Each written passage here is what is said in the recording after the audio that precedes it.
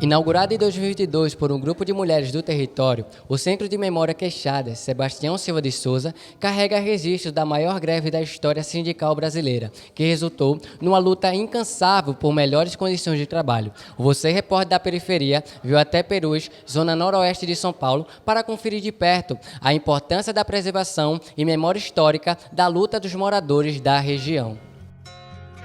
Sheila Moreira, cofundadora e neta de Sebastião Silva de Souza, ex-metalúrgico, que deu nome ao Centro de Memória Queixadas, fala sobre o impacto da existência do equipamento de memória para os moradores de Perus. O Centro de Memória Queixadas é muito importante para o território, porque é o primeiro acervo que a gente tem tratando de memória operária e memória periférica no território. Quando eu digo território, eu não digo só Perus. Eu digo Perus, Jaraguá, Anhanguera, Taipas, então Perus e bairros que estão ao redor.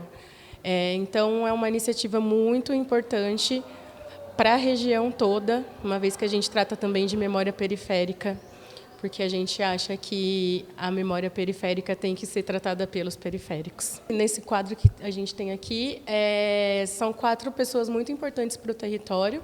O primeiro é o Dr. Mário Carvalho de Jesus, ele é advogado dos Queixadas, ele teve à frente judicialmente dessa greve durante os 7 anos e no pós-greve também. Ele foi uma pessoa muito importante para o movimento, influenciou muito o seu João Breno, que é esse senhor aqui, que teve à frente. Ele era uma liderança sindical, ele teve à frente como operário, né? Ele teve à frente de todo o movimento. Aqui a gente tem o seu Tião, que é quem dá nome ao Centro de Memória Queixadas, né?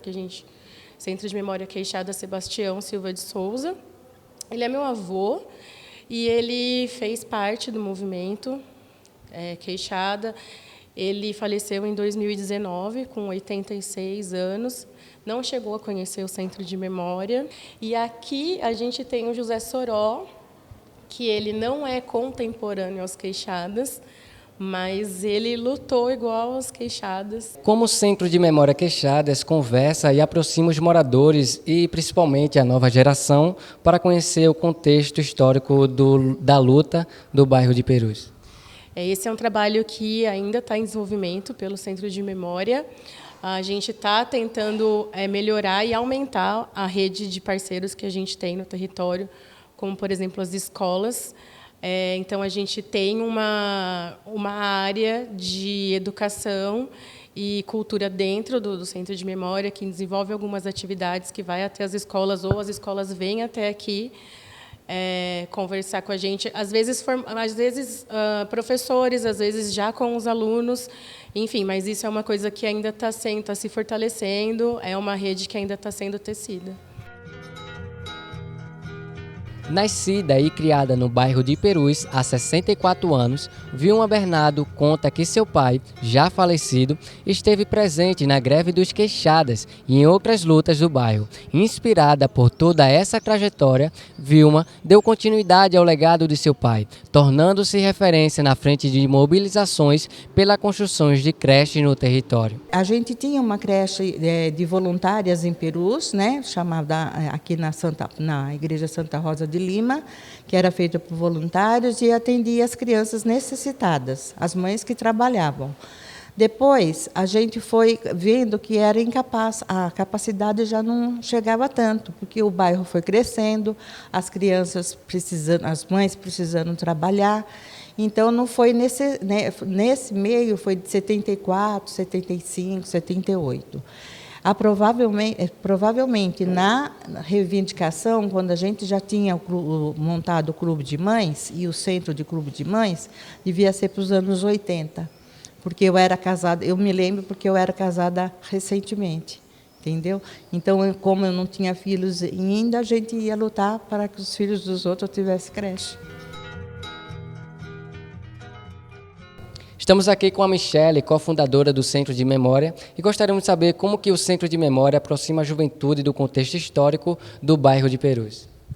Bom, o Centro de Memória ele vem justamente com o objetivo de que as novas gerações elas se apropriem da história do bairro.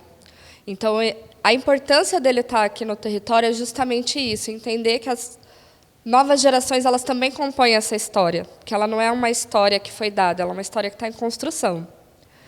E uma das formas que a gente está fazendo isso é justamente agora no Fomento, que é a Lei de Fomento à Cultura da Periferia, que a gente vai desenvolver o jogo Perus no Tabuleiro da História, que é justamente para aproximar as pessoas jovens. Então, os pontos de memória que a gente vai trabalhar dentro do jogo está sendo construído junto com os jovens do território. Então, a gente está fazendo oficinas nas escolas, aqui no Centro de Memória, e eles estão levantando quais são esses pontos. Justamente para entender com outro olhar, porque a gente já vem com o olhar do que a gente considera, do ponto de vista do patrimônio, algo relevante, mas no cotidiano as histórias se fazem de um jeito diferente. E, além disso, querendo ou não, atualmente as redes sociais elas têm um papel muito importante. Então, as brincadeiras no TikTok, no Instagram, elas também movimentam para que isso tenha repercussão para o Centro de Memória e, consequentemente, para a história do território. Com o resgate de documentos históricos, o Centro de Memória carrega a missão de preservar e repassar o contexto histórico para as próximas gerações, de como os trabalhadores moradores da periferia de Perus lutaram pela garantia de direitos e melhores condições de vida.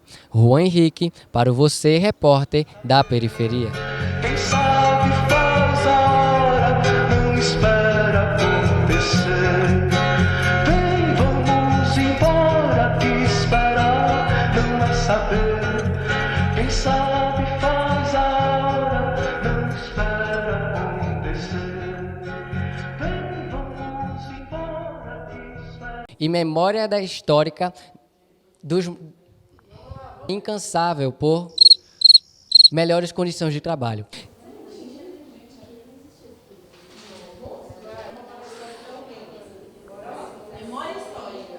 Pode ir. Da região.